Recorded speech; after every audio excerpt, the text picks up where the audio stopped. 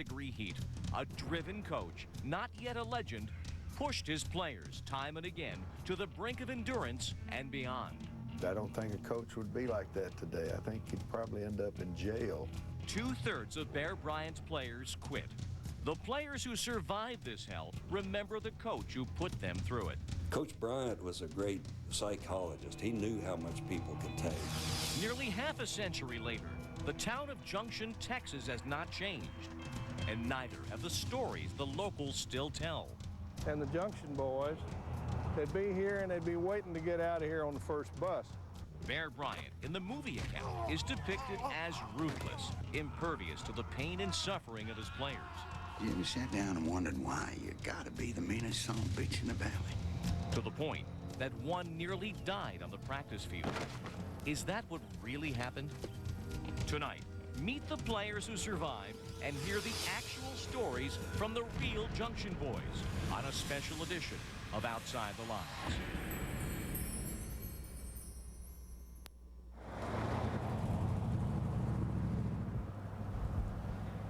Welcome to Junction in the hill country of West Texas. This is where head coach Paul Bear Bryant brought his Texas A&M football players back in 1954.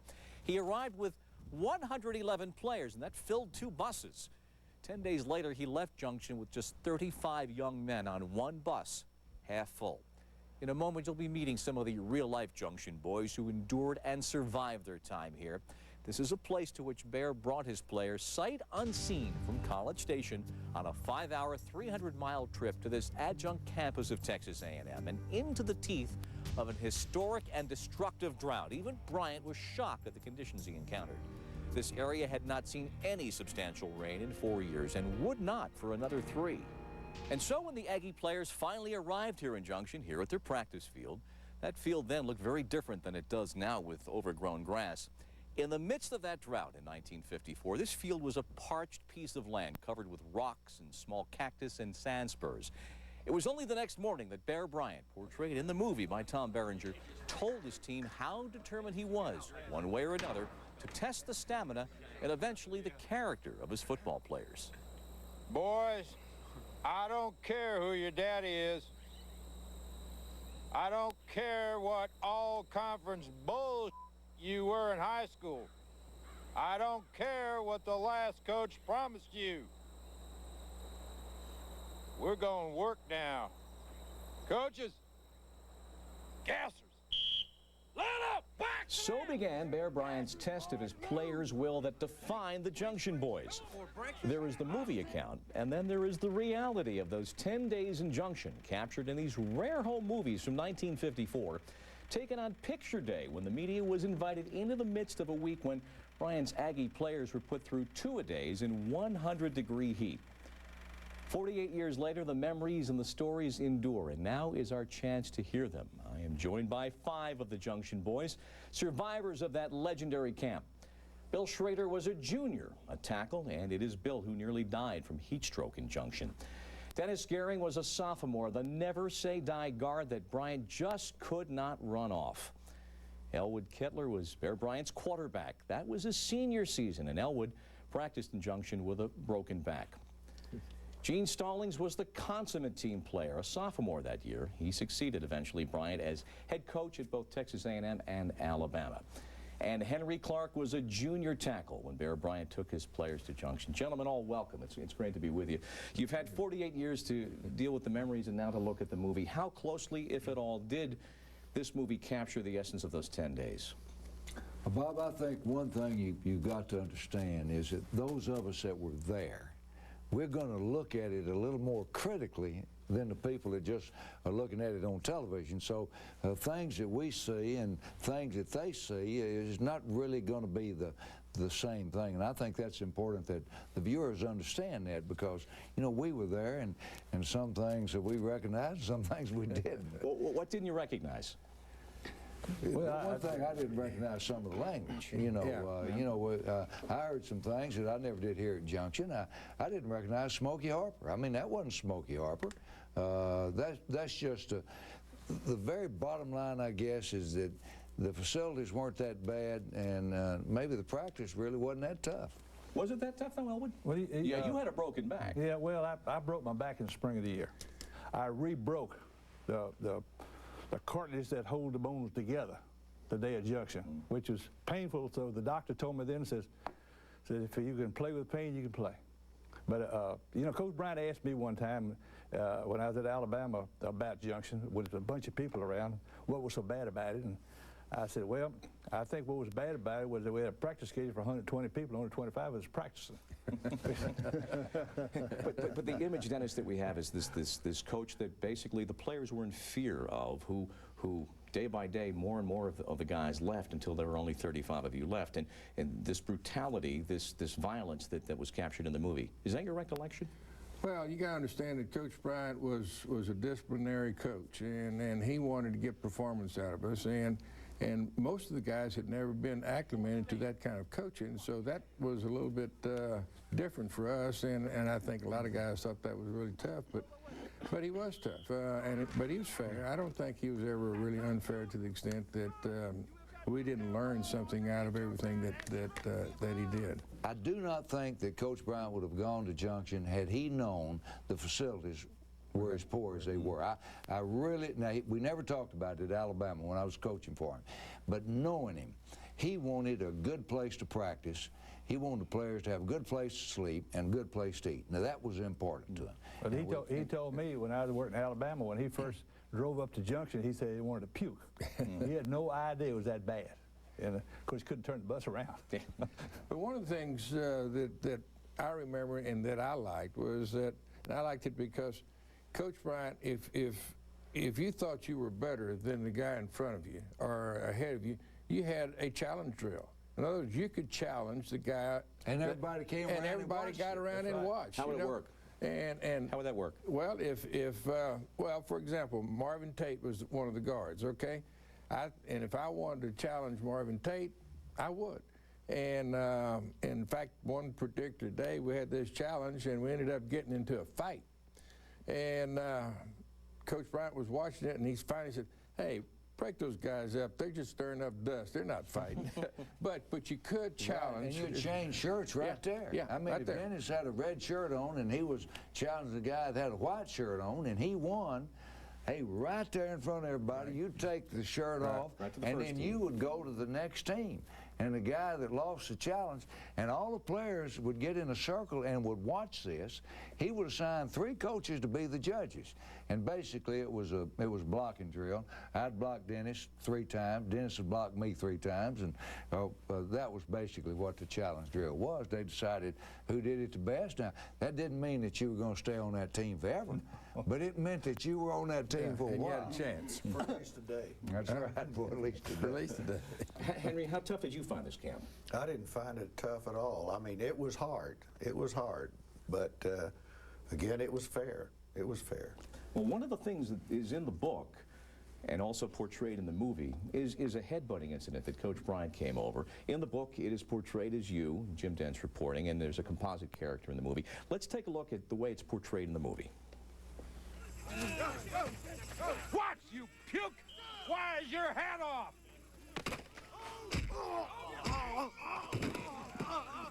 And you, Gerhardt, you hit like a queer. I ain't done with you boys. Get down there and 4-point this. Go on. Fine. That's the way it's portrayed in the movie. In the book, Jim Dent reports that's you. It didn't happen. Did it, guys? The broken nose. Not the broken nose. It happened in that I wasn't getting low enough to keep from getting blocked by the 2 people on the other side. And there was 2 people on the other side, by the way, instead of just 1. Was that during spring training, though, wasn't it? But that's another thing. See, this incident occurred in spring training before we went to Junction. But anyway, my nose was never broken. There was never any blood that I can remember coming up or coming out of my face or lips or nose. He never hit you in the head? Oh, yes. He hit me in the head. But see, the thing is, we didn't have face masks then. We were free meat, I guess you might say. And I got a bunch of gray hair in my teeth from that, him butting me in the head. Given the fact that, Henry, you say that as reported in the book, This did not happen. Also, in the epilogue of the book, you're reported as being deceased, and we're very happy to see that that's not the case. What conclusions do you draw about the credibility in the entire book? Well, I'll say this. A lot of the incidents in the book, the ones I've read and heard about, I think were based on fact, but they were well overblown. They were embellished. Yes. You know, and when you're writing a book to make a movie, you're going to embellish it just a little bit. And I think all of us recognize that. Just like Dennis mentioned a little earlier, Coach Bryant was tough, but he was fair. There's nothing in the movie that makes you wonder why we love Coach Bryant the way that we did. If he was like that and it was over, it had to be more to it than that. And what was the more to it? There was he cared for us. Yeah. He wanted us to graduate, to play, to be successful. The movie sort of portrays that he didn't care whether or not we had good medical attention. That's not right. Now, there may have been better trainers than Smokey, but Smokey was never drunk. He did the best he could to get the player back on the field, and he didn't ever ask you to go back on the field if it were dangerous. Just like you said, Elwood, if he could handle the pain, practice. The day after Coach kind of jumped on me for being hurt, then he found out I was really hurt. And he came and had big tears in his eyes. I mean, he really felt bad about it. He really felt bad about it because they thought at that time I might have a bursted kidney. And he was really concerned about it. Now, these practices in 100-degree heat, obviously two-a-days. For example, Bill, how much weight would you guys lose in the course of a day or two? Well, of course, in particular the day that I had the heat stroke, I lost 20-plus pounds that particular day, which I never did gain back again. So it did have certainly some impact on my stamina and my ability to do the work that I would like to have been doing as far as practicing and playing in games was concerned. Now, you mentioned the heat stroke. Let's take a look at how that is portrayed in the movie, and I want to get your recollections, and all of you, of that fateful day in Junction.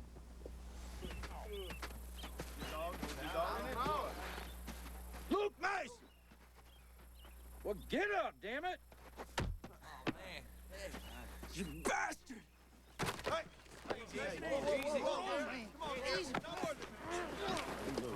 Look right. Breathe. Pulse is 300 beats a minute. Is that a record? What's that mean? Means he's dying. I think the heat stroke is disturbing, as portrayed again in the book and also there in the movie, that Coach Bryant came over and applied a kick. Now, you guys were there, and you, of course, were unconscious at the time. Did the kick occur? I don't know. I don't know. I didn't see it. I didn't see it. No, I didn't see it. I don't remember that. I would certainly doubt it because I can't. You know, I coached for Coach Bryant for 7 years at Alabama, and I never saw him in what I thought he mistreated a player. He tried to get our attention from time to time, which he did, but I just can't imagine that happening. Bill, did you feel anything? No, I was unconscious at the time, Gene, and I knew nothing about what might have occurred insofar as that particular incident is concerned. So I have no way of, saying what did occur or what did not occur at that particular time. But how did the heat stroke change camp? How did what happened to Bill Dennis? Did Coach change? Did the tenor of camp change? Oh yeah, I think the coaches made a decision that we need to go back to College Station, and that's what we did. It's an obvious question, but I'd love to hear how you would express it. If you had a son or a grandson, and there was a Paul Bryant out there doing today what essentially was doing then, would you, Henry, have him play for you? No. No? No. Why? I think times have changed. I don't think a coach would be like that today. I think he'd probably end up in jail. See, I feel entirely different. I coached for Coach Bryant for 7 years. Most of the time, I tell a kid, don't go to college because of the coach. Because the coach can die, he can get fired, or he can move on. But when I was working for Coach Bryant, I felt like it was to the players' advantage to be associated with Coach Bryant for 4 years. I really believe that. One of the reasons I was a good recruiter for him, because I really believe that. He adapted to the times, though? Because Henry said that wouldn't fly now. He wouldn't want his son or his grandson to play anymore. You know, he had 2 bad years. I'm talking about Junction only. Yeah. I'm talking about Junction. I wouldn't want anybody to go through. Would what any we coach went through. do today? I mean, you might get a little bit water now in 2002, but could any coach today do what Coach Bryant did in Junction? No. Well, close. I mean, you know, you look at any training camp. Yeah, it's tough. And they're tough. I mean, you don't practice as long, and you give them some water, and the facilities were better. But Elwood and I have coached for a long time, and the thing that I worried about when I was coaching was a heat stroke. I mean, you've got to practice. You've got to get them ready to play, and there's no easy way to do it. How much did what happened to Bill affect your coaching philosophy? It scared me to death. So it stayed with you for decades. Oh, it still does. I mean, when I retired, one of the things that I was so glad that I never had a player die, you know, because I'm telling you, it can happen. No fault of Bill's and no fault of Coach Bryant's. I mean, sometimes it can just happen. And I don't think I would have ever gotten over that as a coach. We'll be back with you guys a little bit later in the program to hear more about the 1979 reunion, but ahead on Outside the Lines, we'll be looking at Paul Bryant's life to see what forged the will that he imposed on his players. And next, we return to Junction to meet the man who was a 17-year-old working at the bus station, wrote the tickets for those players desperate to escape from their coach. They'd come in and ask to buy tickets, and I'd say, which way do you want to go? And most of them didn't care which way they went. They wanted the first bus out of here. Plus, the man who wrote the Junction Boys says his reporting proves this headbutt did take place as portrayed in the movie, despite the denial of Henry Clark. Henry Clark has a bad memory.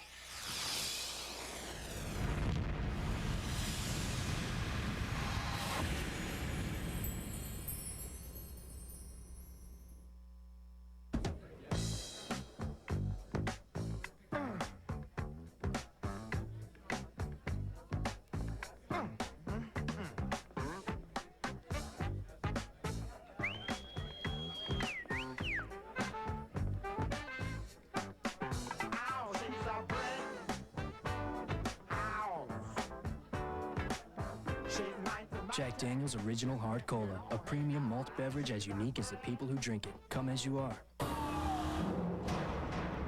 Rockstar Games presents Max Payne, the intense story of a fugitive undercover cop who is framed for murder. A man with nothing to lose. Revolutionary bullet-time gameplay slows down the action, showing bullets in flight, giving Max the edge against impossible odds.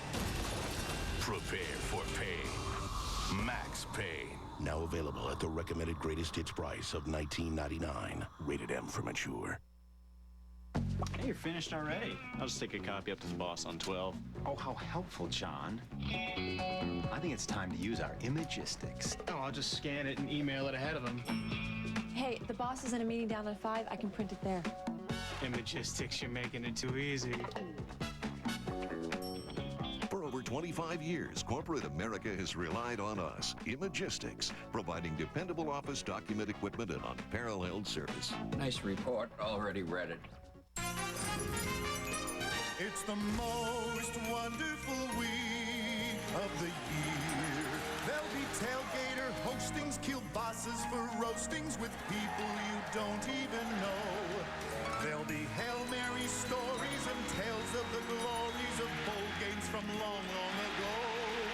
It's the most wonderful week. Capital One Bowl Week, December 23rd through January 1st on ESPN and ESPN2. Ice. It starts out under your feet. Puddle to pond to rink. Then one day, you find you're up to your waist in it. If being in it buys one more day on top of it, fill up the tub. Fill up the tub.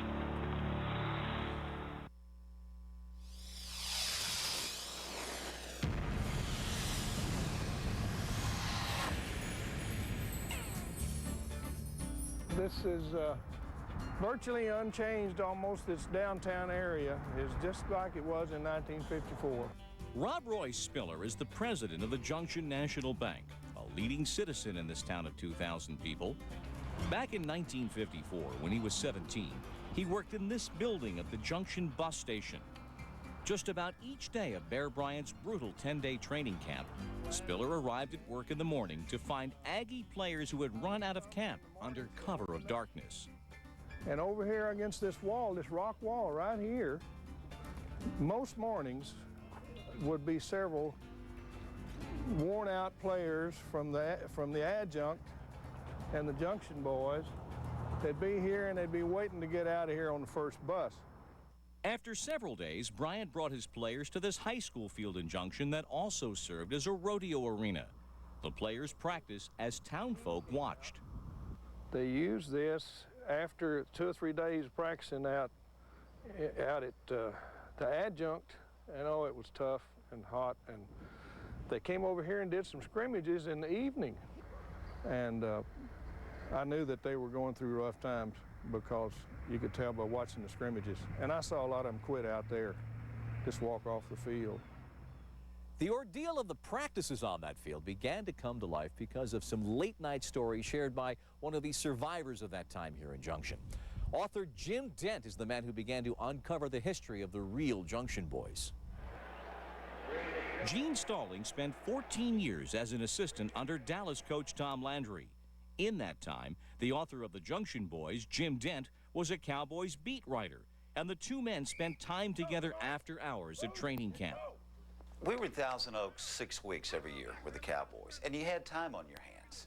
So it was time for storytelling. And Gene Stallings is one of the best storytellers I've ever met in my life. And that's when he started telling me the stories about the Junction Boys. It didn't register at that point that it would be a book, but I did file that stuff away and kept it for a better day.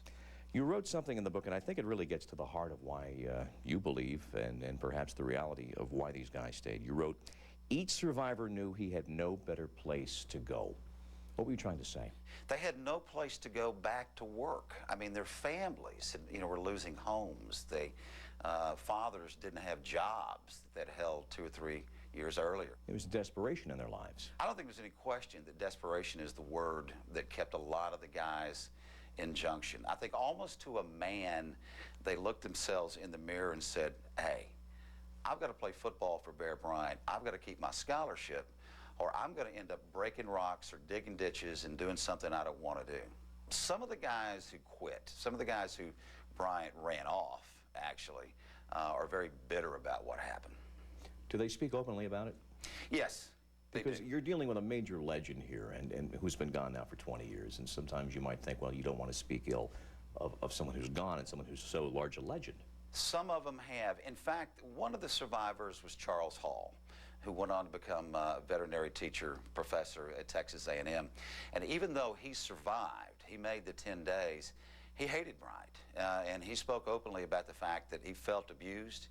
He was one of the players who got married the summer before the Hell Camp, and Bryant really rode him very, very hard. But Charles Hall wanted to go to vet school, and losing his scholarship would have meant that he would not have finished his BS degree.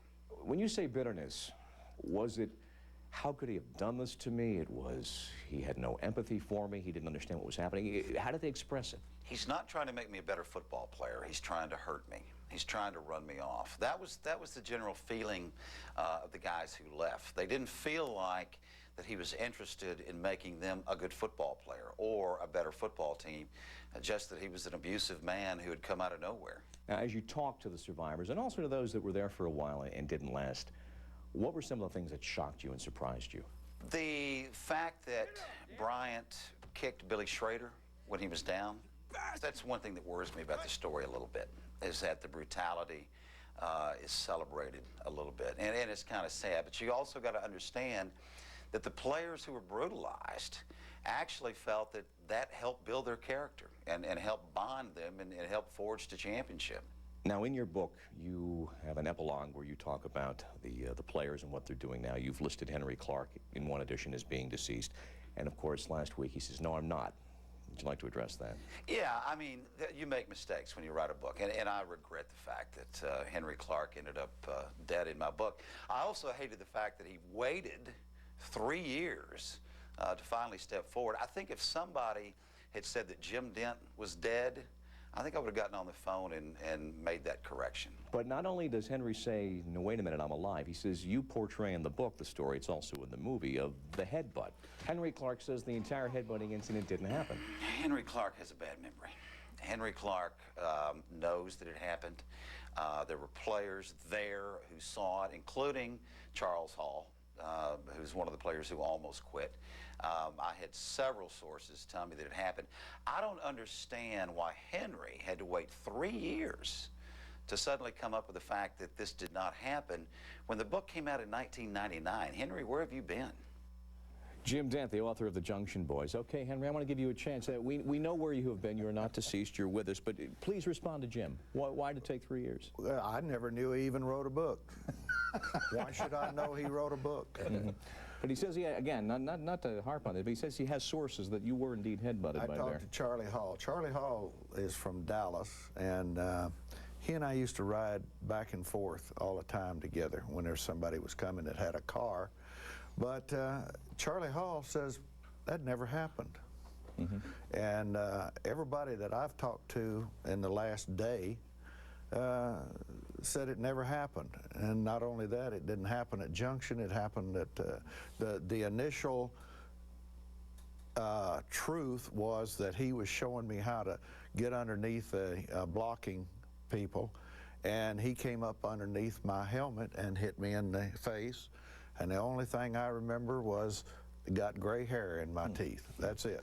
Let me pick up on another one of Jim's points about the Junction Boys, or I guess they wouldn't be considered Junction Boys. They didn't last. They didn't stick out the 10 days. He talks about a great deal of bitterness on their part. Do any of you talk to any of those guys who went out but didn't come back on that one bus? And is there bitterness? Well, I've talked to several of them. You know, Gene and I, we coached a long time. I coached for 37 years, and there's a lot of reasons why a young man stopped playing football or any other sport. You know, marriage, work, just don't like to play any longer, and so forth and so on. And some of them wasn't going to play. They knew that too. So I have not talked to any one of them that is really bitter about Junction. Someone else may have, but not me. I think this particular camp required the type of person who was not going to quit, who had no thoughts about quitting, who during their lives, in some respects, probably had, and I always kind of refer to it as stick-to-itiveness, but the kind of situation where I'm not going to leave voluntarily. I don't care what happens. We're not going to leave voluntarily. We're going to do what we have to do to make this team, or to basically accomplish whatever it is we're trying to do. You know, quitting was never an option for me. I don't think it's an option. Was it hard? Yes, it was hard. Was it tough? But football's tough. Football's hard. I never even gave quitting a thought. Never. Never. But now, when that bus would go into town, and it would go around that circle and go over that river, I really, down deep, wanted that bus brakes to fail, and I wanted us to go out across there and all drown. That would have been an honorable way out. You know, I did, but it never happened. But as far as the thing about quitting, I didn't ever. But here's the thing about coaching you've got to remember. You know, you remember the guys that stay. You don't remember the guys that leave. I mean, the game is still for the players. Sometimes we think the game's for the coaches. Game's not for the coaches. Game's for the players. And those guys that leave, as Elwood said, for whatever reason, hey, they leave. But you give your time to the guys that stay. And we'll be back with the Junction Boys a little bit later in this hour. But when we continue, we go back into the early years of the life of Paul Bear Bryant and what created his character. The city kids, as Coach Bryant referred to the ones in Fordyce, would taunt him and make fun of him. He was barefooted and wearing old jeans, and it ate at him. It gnawed at him his whole life.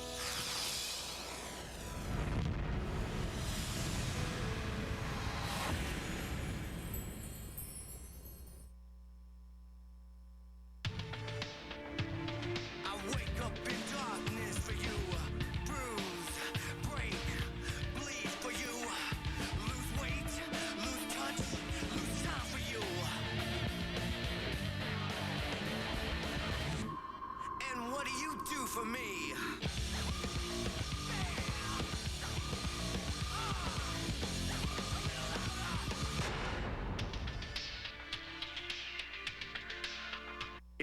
15 and the Countdown crew will help simplify the playoff racing. I don't think this is rocket science. We'll show you how Brad Johnson has mastered John Gruden's offense. And Jerry Jones will talk about the state of the Cowboys.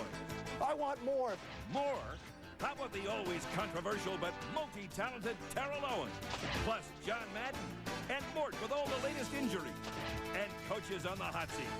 Sunday NFL Countdown, 11 a.m. on ESPN. The Bradys, the Huxtables, the Bundys, the Simpsons, the Osbournes. These families have earned their place in TV history. This January, one real-life family will join them. My Life is a Sitcom, an all-new reality series on ABC Family Channel. The competition begins January 20th. College basketball on ESPN. Number 5 Oregon headlines the field of top teams for the Jimmy V Classic. Tuesday at 7 on ESPN. WCC Jewelers keeps the overhead low so they can keep the prices at rock bottom. Why pay more to get the same quality? Certified diamonds, necklaces, rings, watches, bracelets, everything Santa needs for Christmas. Don't fight the crowds at the mall when you can shop at WCC Jewelers, conveniently located in downtown Tuscaloosa.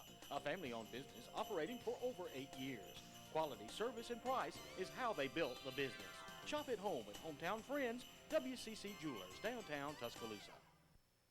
Golden Rule Barbecue, Alabama's oldest and best barbecue restaurant, serving the best ribs in T-Town. And we're so convinced you'll agree we're offering them to you for only $13.99 a slab.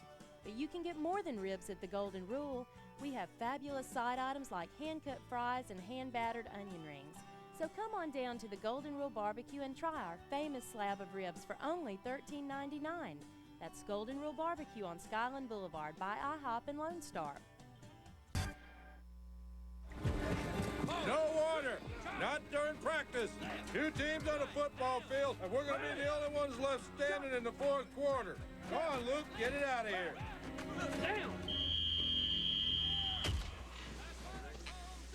He's going to cook us in this oven. Heat was a constant demon inside the Quonset huts where the Aggie players lived. These are the actual World War II huts where they did sleep, and they're still in use today here in Junction. The boys would come back from the morning practice, exhausted, trying to nap, with the temperature outside approaching 100 degrees, even hotter inside here. There were no fans, and with 12 players in each hut, the searing heat persisted into nighttime. Some players would fall into a nearby stream in full pads and simply lie there for a long spell, trying to cool down and recover from being pushed again to the limit.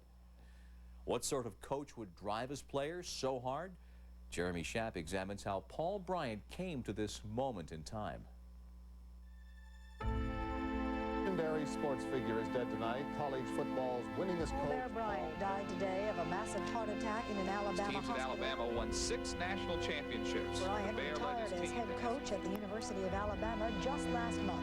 Bear Bryant won 323 games. And we're in the nation's top 10 19 times. Winning meant a lot to Bear Bryant. Winning meant so much to Bear Bryant because his life had been so hard. Born in tiny Morro Bottom, Arkansas in 1913, he was the 11th of 12 children. 3 of them died as infants. Bryant's father, Monroe, was an invalid whose religious beliefs prevented him from seeking medical assistance. The Bryants didn't believe in doctors, which might help explain why Bryant rarely felt his players needed them. But even if the Bryants had believed in doctors, they couldn't have easily afforded one.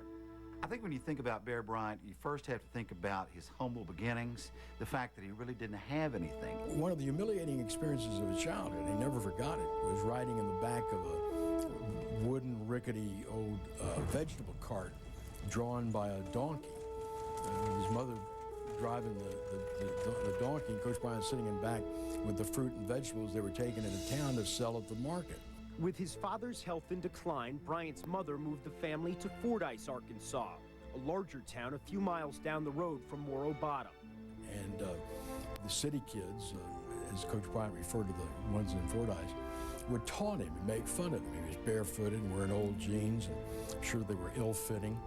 And it ate at him, it gnawed at him his whole life. He grew up listening to the voices of the boys in town, the kids in town who said, "You're not anything in this world." I think it affected him his entire life. I think he got up earlier and stayed later because of it. Stung by the taunts of his classmates, Bryant expressed his anger with his fists. He was often in fights. When he was 13, he was already 6'3" and beat up a grown man. His toughness also earned him a nickname. When the Carnival Man came to Fordyce, Arkansas and asked for a volunteer to wrestle the bear, only one guy raised his hand, and that was Bear Bryant. As an aggressive end who played both offense and defense, Bryant found the perfect release for his frustrations. The teams he played on at Alabama featured several players more gifted than Bryant, but none tougher. During his senior season, he played an entire game on a broken leg.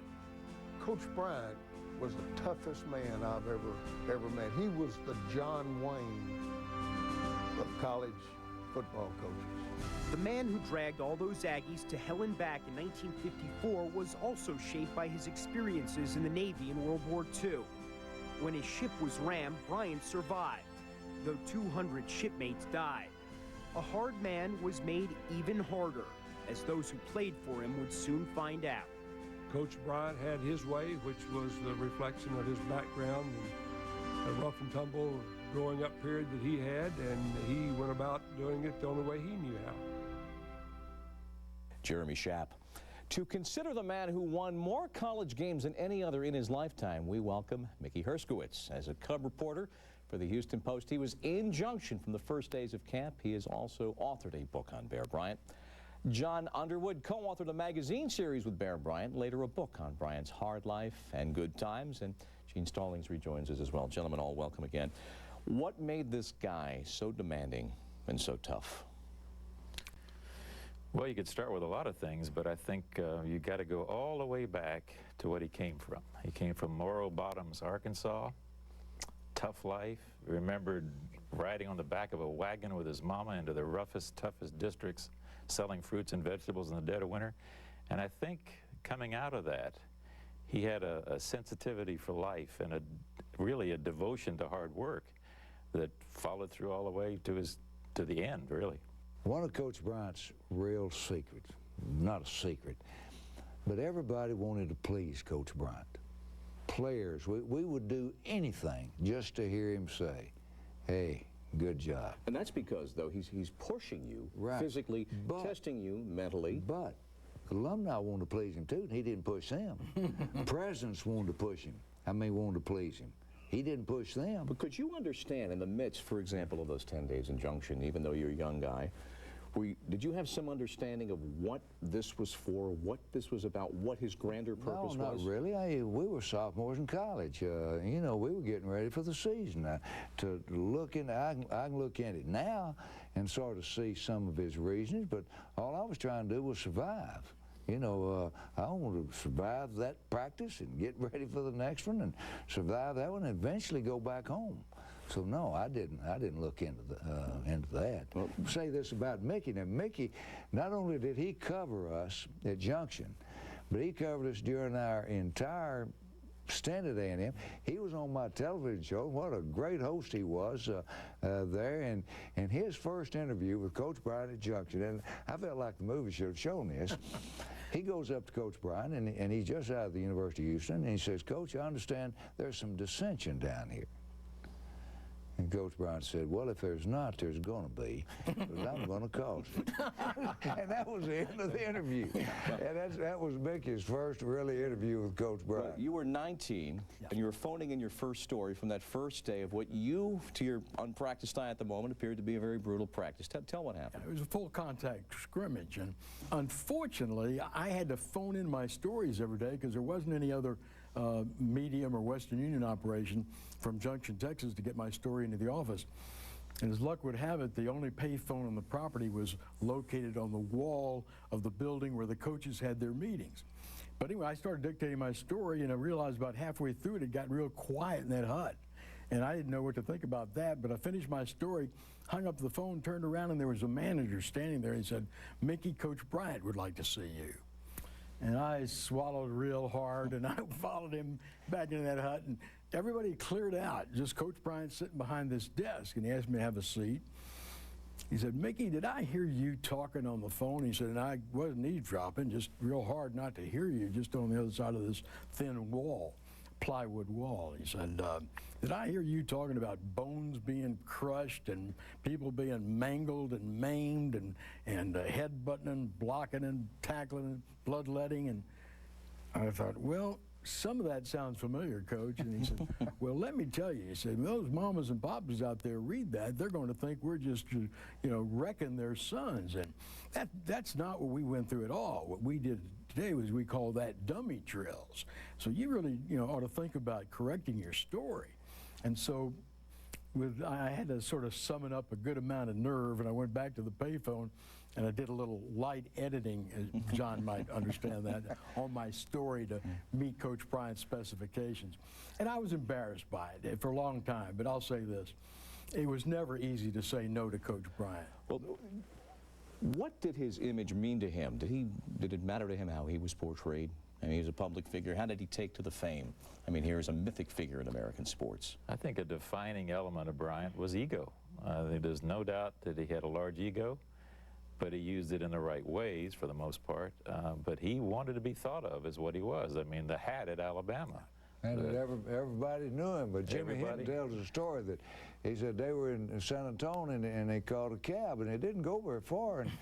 And Coach Brown said, Jimmy, you pay the tab. And he gave him $2 or $3 tip. He said, Jimmy, give him $10 tip. Well, Jimmy gave him a $10 tip. And he said, Coach said, you know, we didn't go very far. I tipped the guy $3. And he said, listen, they don't know you, but they know me.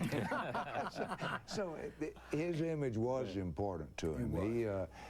He knew when he was on stage. As Jim Dent mentions in his book, the way of recruiting in those days, putting good teams together, there was long green involved. There was cash for recruits. How much of that was he aware of and knew of at the time and was part of the common currency of just, we knew this was going on? Bryant said in the book that we did, he said, you have to understand that from place to place you have different circumstances. And at Alabama, it was a lot different than it was at Kentucky or at Texas A&M. But his remark on that score was, you have to meet the competition. Yeah. And meeting the competition at Texas A&M and maybe even at Kentucky, I don't know that, I don't remember that, but was to get help somewhere. And sometimes it came from alumni that he would encourage. Yes, there was money passed, sure. You know, Bob, wait a minute, let's finish on that right there. I coached at Alabama the first 7 years we were at Alabama. And he had a staff meeting and he said that if I ever hear of one person cheating on any player, you are fired on the spot. Well, that's what I'm saying. He said when he got to Alabama, he told me, he said, at Alabama, we didn't have to. Yeah, I don't know about A&M. I know I didn't get anything. and obviously something happened because we were on probation. But as far as anybody flaunting it or anything like that, I never experienced it at all. And obviously it was none at Alabama while I was there. No, he made it a point of that. Right. In fact, at Alabama, he wouldn't even take a salary any higher than the head of any department. Head of the English department, head of the math department, whatever. His choice? His choice. Now he said by the same token, he says, I want to be able to make my own TV deal. Gentlemen, thank you all very much. Next up, we'll meet the other of the real Junction boys who became a head coach in the National Football League and the only one to play in the NFL.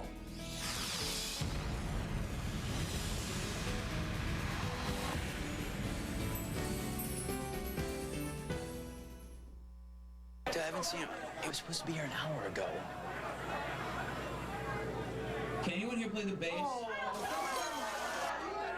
Is there a bass player in the house?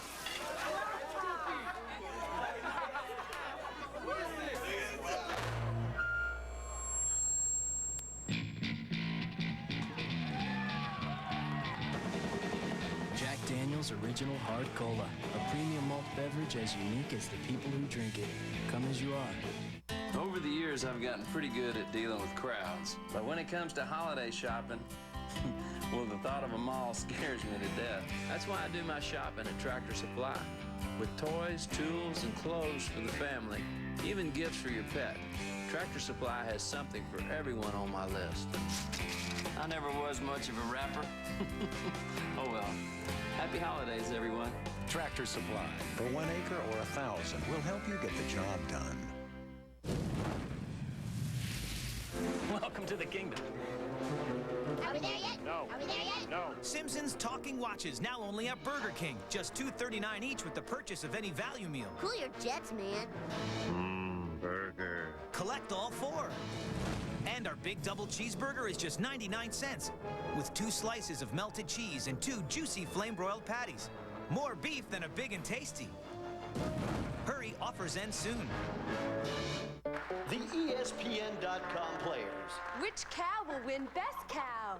Hear ye, hear ye. I cannot pick a winner. You didn't pick a cow? Gosh, Judge, how are you going to play 6-pack on ESPN.com? What do you mean? To play, you pick the 6 pro football teams to win each weekend. If you're right, you get the chance to win great prizes. I declare ESPN.com to be the winner. Presented by Miller Lite. What's up with minority ownership? Keto good tailgate? Sauce. It's crazy that star athletes cheat on their wives and we still look up to them. The most exciting team in the NBA, that other team from LA.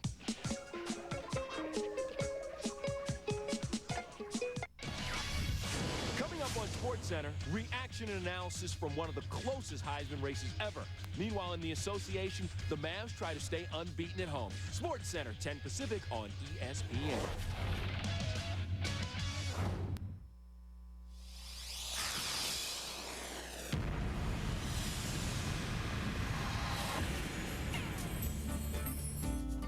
As a player, Jack Pardee was the best-known Junction boy, and he could play. 15 seasons in the NFL with the LA Rams and the famed Over-the-Hill gang of Redskins. And Jack Pardee could coach, a winning pro coach for over 20 years. Success with its roots in those 10 days in Junction under Bear Bryant. Yeah, Junction was a terrible experience. I sure wouldn't want to do it now. But then, I really didn't know much difference. Back then, Jack Pardee was a strapping sophomore, shaped by summers of grueling work in West Texas oil fields. In Junction, for the first time, he would work out with the Aggie varsity. As we left College Station that morning, I was probably listed as the 5th or 6th or 7th team fullback and linebacker on the team. Well, as the players started quitting and walking off and bailing out at night or whatever, leaving, well, Coach Bryant saw something in me that he thought I could play.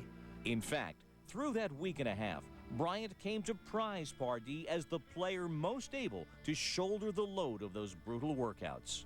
People asked me to consider leaving or quitting myself, and I've really, it never crossed my mind. My parents would have been harder on me than Coach Bryant, so what was I going to go leave Junction, go to Christoval and work in the oil field, or be a roughneck on an oil derrick? There wasn't a lot of alternatives. Today, raising cattle on his ranch just 4 hours from Junction, Pardee cherishes the life lessons imparted in the dust and the hellish heat of that training camp. I learned more from that experience in Junction in 10 days than all the rest of my career combined. I think number one thing is how do you survive? And what Coach Bryant taught us to do was not to be a quitter, not to give up, to get ready for life. That life really isn't all that easy. And that's what Coach Bryant was trying to get us ready for at Junction. Jack Pardee was, by many accounts, the toughest of the Junction boys. When we return, I will continue my conversation with some of the survivors of Bear Bryant's camp, including recollections of that day 25 years later when the coach returned, intending to apologize to his players.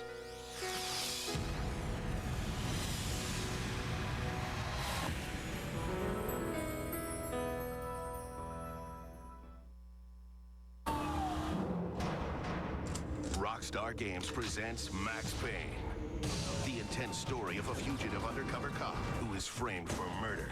A man with nothing to lose. Revolutionary bullet-time gameplay slows down the action, showing bullets in flight, giving Max the edge against impossible odds. Prepare for pain.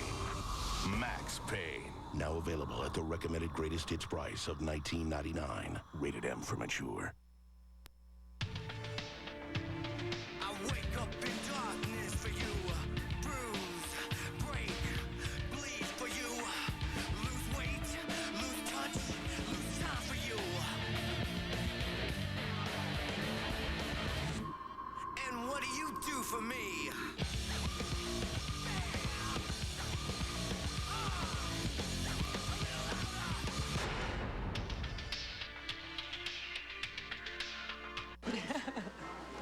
You're 34, sweetheart. You should be thinking about your future. Mom, I've been investing. Oh, please.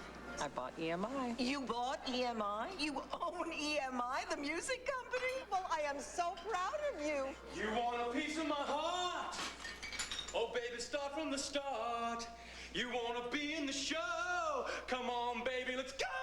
Everybody's working for the weekend. You don't know how many times I wish that I could hold you. Don't you make my brown eyes... Ownership. It's for everybody at Ameritrade. Everything you need to trade, from real-time streaming quotes to 24/7 client services, all for $10.99. Every online equity trade, no matter how many shares you buy. Join the thousands who switch to Ameritrade every month. Ameritrade, what's your share? Open an account today at Ameritrade.com and get 25 commission-free internet equity trades. And you could be trading the same day you apply. It's the most wonderful week of the year. There'll be tailgater hostings, kielbasa's for roastings with people you don't even know. There'll be Hail Mary stories and tales of the glories of bowl games from long, long ago. It's the most wonderful week. Capital One Bowl Week, December 23rd through January 1st on ESPN and ESPN2. Oh, look here, stick by me, would you? I'm scared I might forget someone's name. Coach. Coach, I'm sure you remember. Johnny Haynes.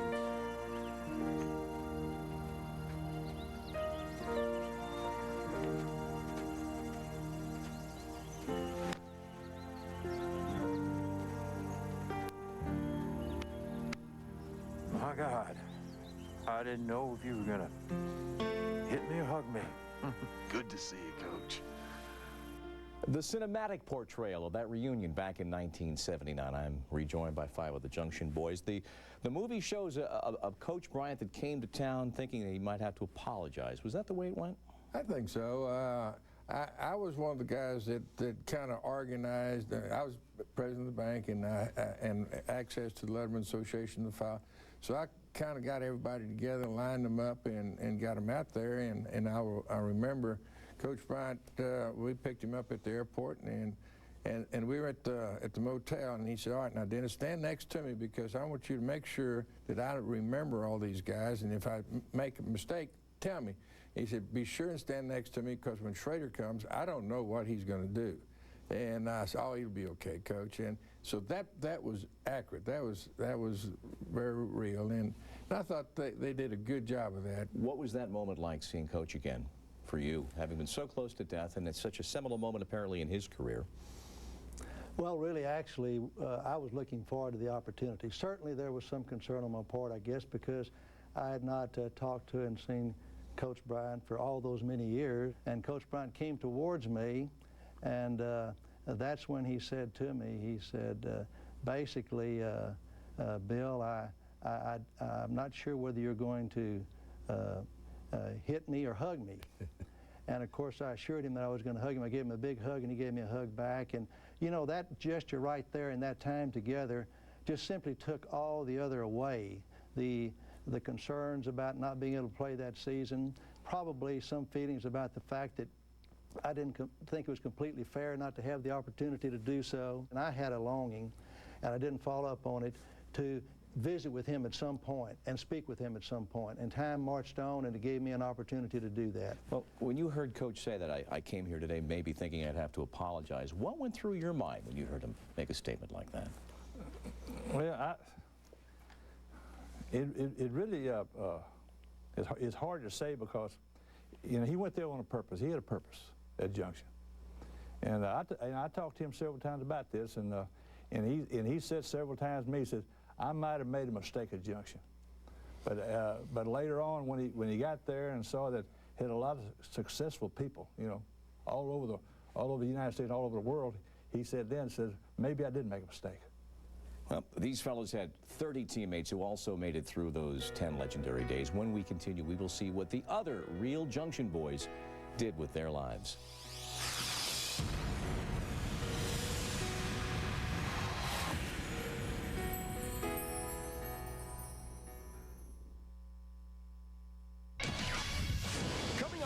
Center, reaction and analysis from one of the closest Heisman races ever. Meanwhile, in the association, the Mavs try to stay unbeaten at home. Sports Center, 10 Pacific on ESPN.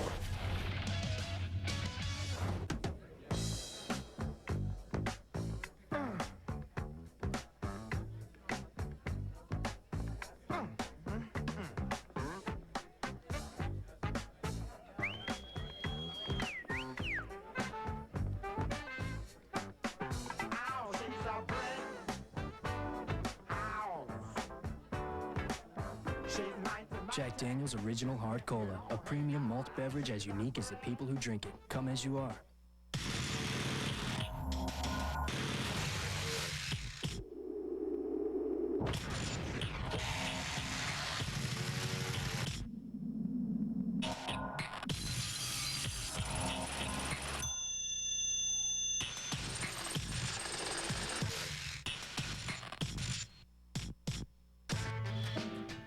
The Navigator handsaw from Black & Decker.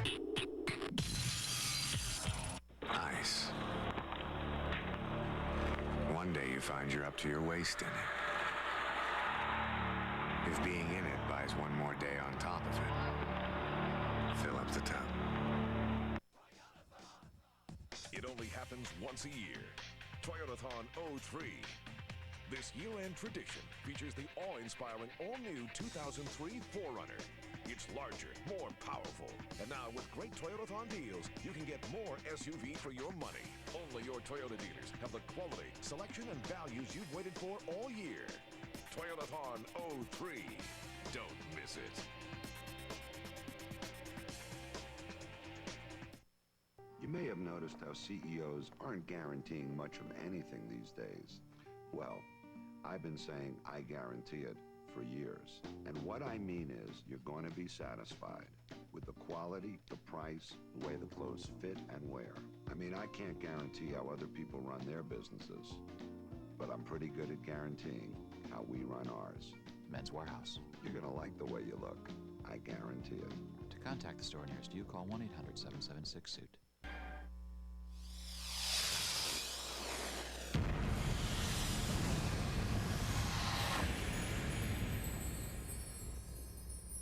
The players who survived their time in Junction were changed by the experience. Those who were sophomores within 2 years had become conference champions, as Bear Bryant predicted they would.